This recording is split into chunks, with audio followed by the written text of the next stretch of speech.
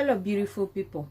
Waliwo video eri mu kusaturatinga ku TikTok nga video eno ya mchala owe UK eyajja mu Turkey okunyumirwa summertime ne family ye.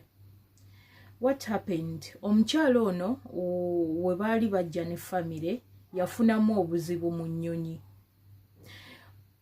We yafuna obuzibu abasawo bagamba mbu yafuna food poisoning ku nnyonyi ne bamuddusa mu ddwaliro omukyala. Bwe bamuddusa mu ddwaliro, unfortunately omukyala yamalawo 24 hours n'afa nga ne destination yaabwe tebanagituukamu. Bwe baalaba nga agenda kufa omutima gwe ne bagugjamu. Muwulirize nnyo. 3 weeks ago, my very good friend Beth and Luke went to Turkey with their 2 children. And practically 24 hours later, Beth had died. There have been so many things that have gone wrong, so much negligence, so much corruption between the hospitals, the police, the prosecution.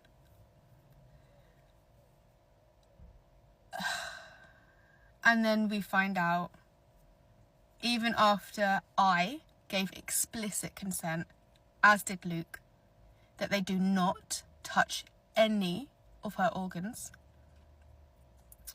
We find out when we get her back to the UK that they have stolen her heart, which is very odd because they claimed that the reason why, a possible reason why she could have died was that she had a heart problem. I mean, she didn't, but that's what they claimed.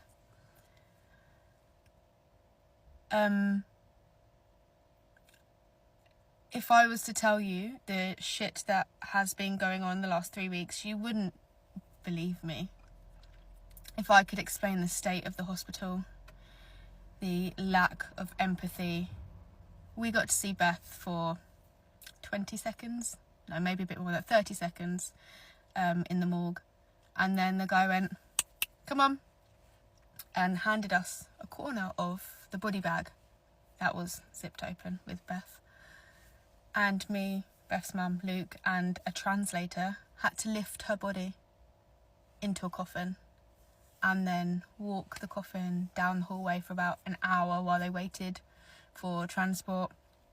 So it's just Beth and us in this coffin in the middle of a really busy, run-down corridor where people were laughing and joking and passing by, and they were just tapping her coffin, and like there wasn't an amazing woman inside that.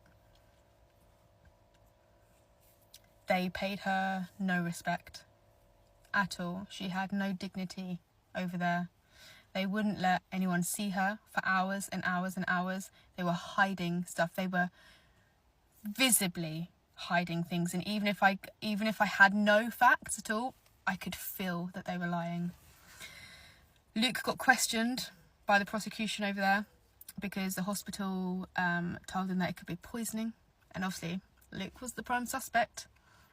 So I got out there and I was with him and his brother, and the prosecution came up, who are basically higher than the police. The prosecutor quizzed Luke in the back of a van. He sat in a van, we just stood outside the van whilst they were grilling him through translation, broken translation. Basically wanting to know if he killed his wife.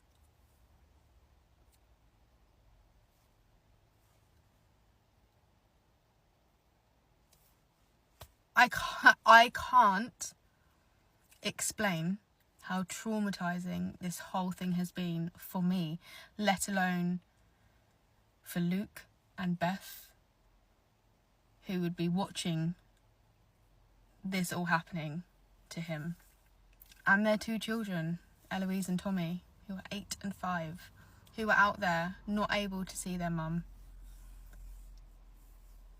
The last time they saw her was when she got put into the ambulance, who, by the way, took 2 hours to come. There are so many things that I feel like I can't even remember because it was so awful. but there was no communication from the hospital. They were WhatsApping, saying one thing whilst doing another. They said that they did an angiograph and that her heart was fine, and then suddenly she's been transferred to another hospital because her heart wasn't fine.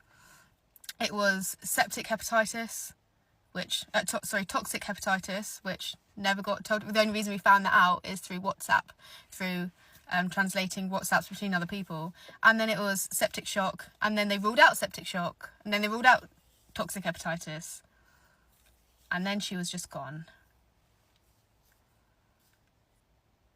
And now we don't get a cause of death because it has to go to an inquest, which will be end of the year, November. Beth doesn't get a UK death certificate because it was from another country. They literally said to Luke, sorry, your wife's died, you owe us €2,500. Can you pay it? Like now, can you pay now? And then you can see her. Perfectly healthy.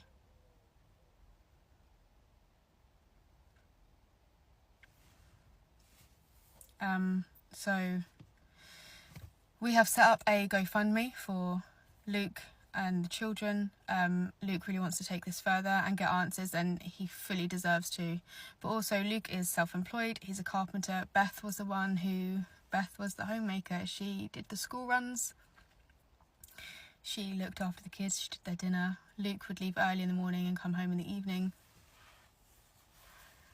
So I'm asking as a community if we could pull together and help. Because, as I said, just from the sidelines, losing her for me was traumatic enough, but going over to Istanbul and seeing firsthand, having to carry her body and see her like that, and the lack of respect, and then having to go the next day to the forensic examiner's office and saying do not take any organs, and then making sure the translator told them do not take any organs. They wanted to bury her and cremate her within 24 hours. We had to fight to get her repatriated and pay ourselves. There's so much more I could say, but if you could donate or share or just give this some traction, I would really appreciate it.